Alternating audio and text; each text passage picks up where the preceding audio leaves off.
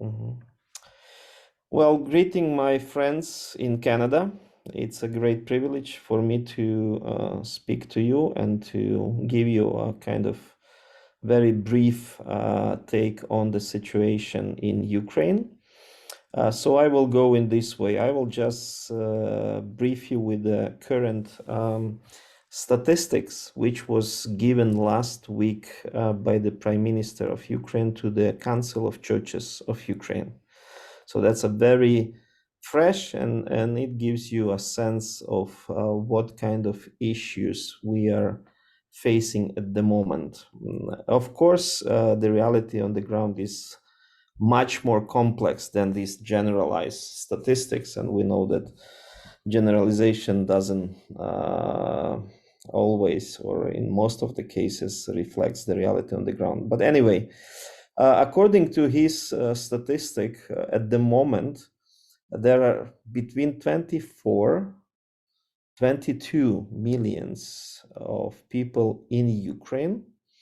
Just to compare, before the full-scale invasion, there were 37 millions of people in Ukraine.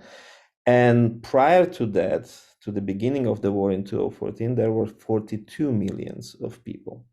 So now just imagine how many people are either refugees. We are talking approximately about 8 millions of refugees all around the world, mainly in Europe. And we are talking about, if my numbers are correct, 5 million people of internally displaced people, which means that they had to, or they were forced because of the intensity of the war in the area where they would normally live. They had to leave homes, cities, the place of their residency, and they were forced to move to other regions of Ukraine, which are more safe.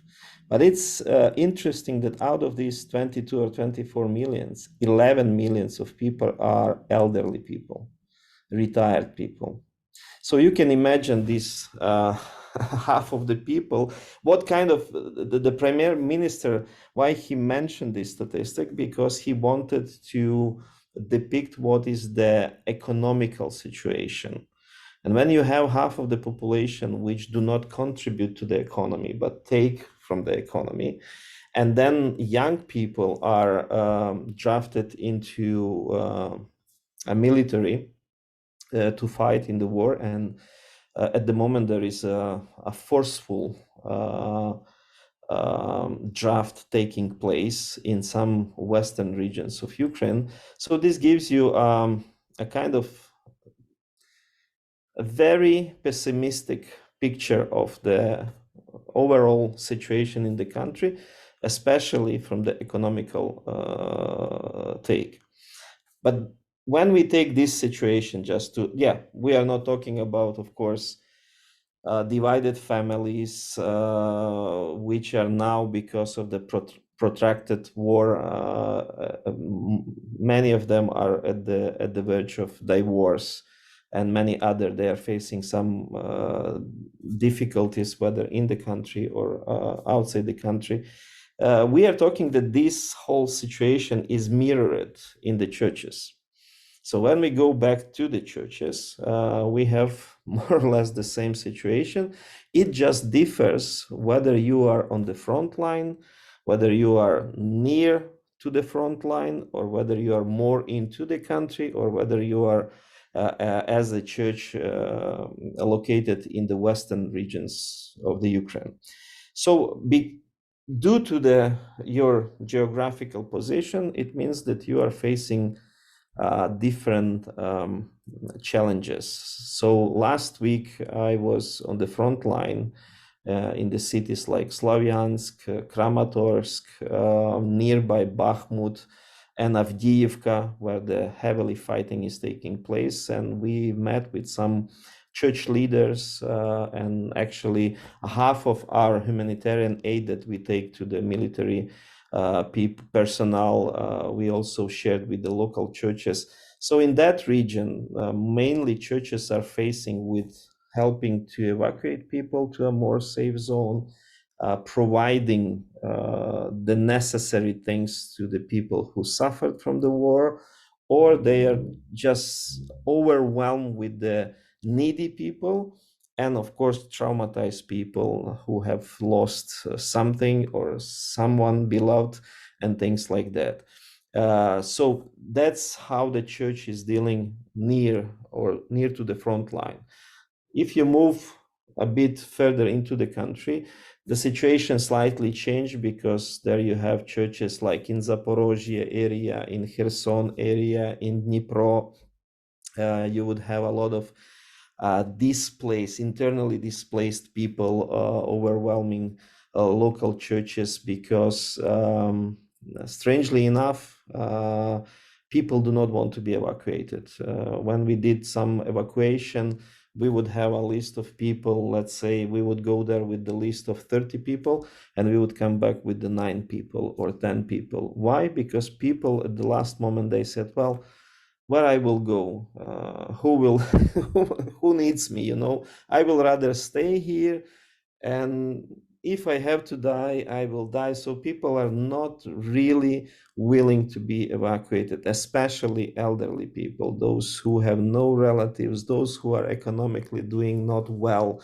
They cannot allow themselves. So they would go, of course, to the churches, because churches are places or hubs that are providing in these areas with some very basic, very necessary things. Now we are approaching winter, so they would get warm food, they would get warm clothes, and so on and so forth. And if you move further into the center where we are located, I'm ministering in the Baptist church in Bucha. Bucha became a sadly known place in Ukraine.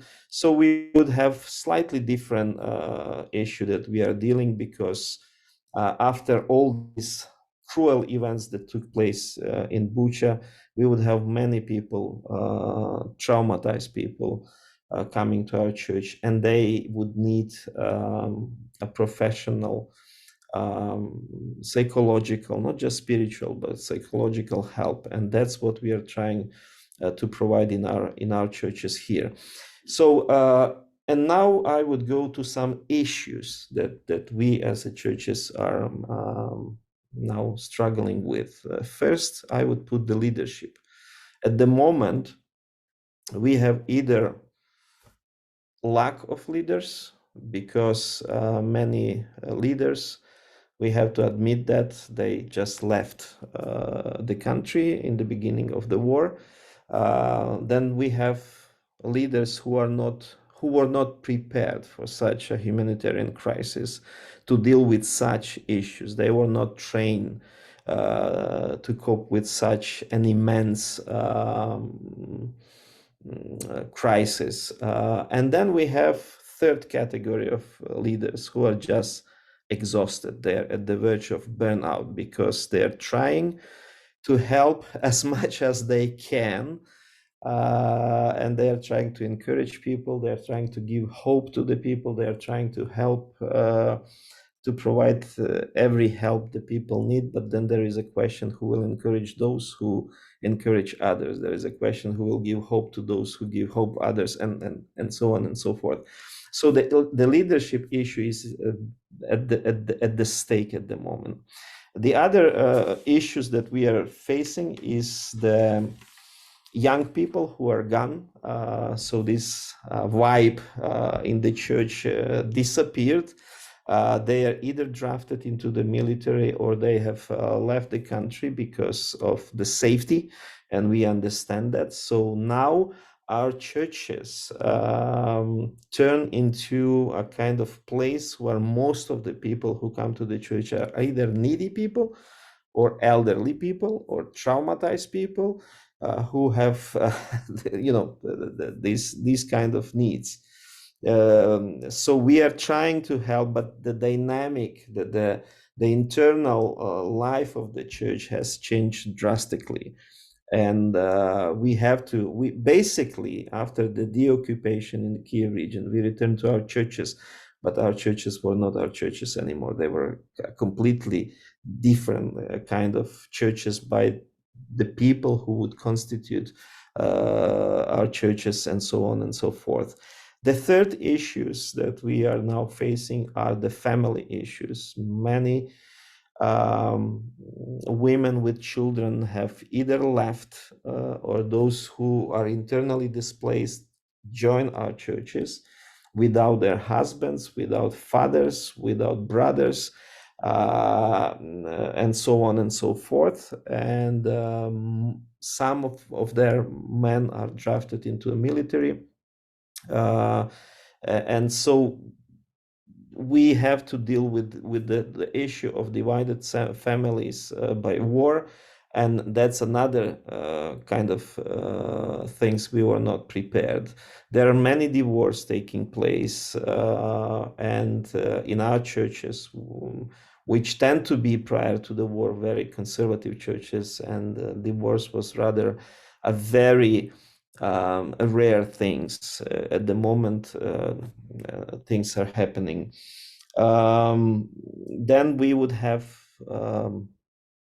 80% of the people who come to the church, they would be either traumatized or they have experienced violence or rape during the occupation. And these are the people that are seeking for a place that they can be embraced, they can be received. And as I answered some of the questionnaire today in the Oxford, I said that we are not trying to explain to them why they have suffered that. We just have to provide them an embrace and acceptance, and who knows, maybe one day we will have some explanation to what they have experienced.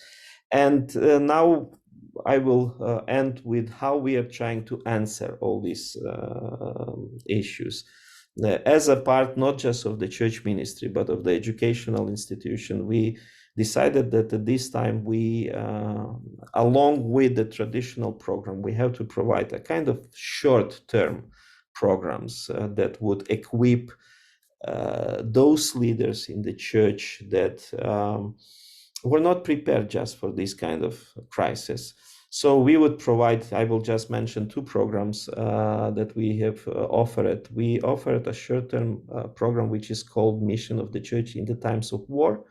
So we are trying to train leaders how to understand these difficult biblical passages in the times of war, then how we are to understand historical situation in the Ukraine, how we are to understand our service to divided families, how we are to understand all these issues that are facing. And then our psychology department also provide a short-term program which we called First Psychological Aids, simply to give some basic knowledge to either pastors who want it, or social workers, or activists in the church, how we are to help people, not professionally, but at least to provide some kind of first aid psychological help in the times of crisis. So this is briefly what is the situation in Ukraine, what are the challenges that the churches are facing, and how we are in the situation in which we are, with the capacity that we have, with the resources that we have, with the knowledge that we have. We are trying to do our best to serve to the church and to a society. And as you know, this crisis takes longer than we have hoped at the beginning. And at the moment, there is no light at the end of the tunnel. So I would ask you to pray for us, to keep us in your prayers. If you have resources, if you have knowledge, if you are willing to help us, contact us, let us know, and we will serve together to our Lord in the situation of a need. And of course, we will be very grateful. And just to use this opportunity, I would like to thank Canadian people, because along with the United Kingdom, Poland, Canada, and US, we sense your help, we sense your prayers, And we just want to thank you for your hearts, for your open hands, and for your willingness to stand with us in this time of crisis for us. And I'm sure God will pay you abundantly. So thank you very much.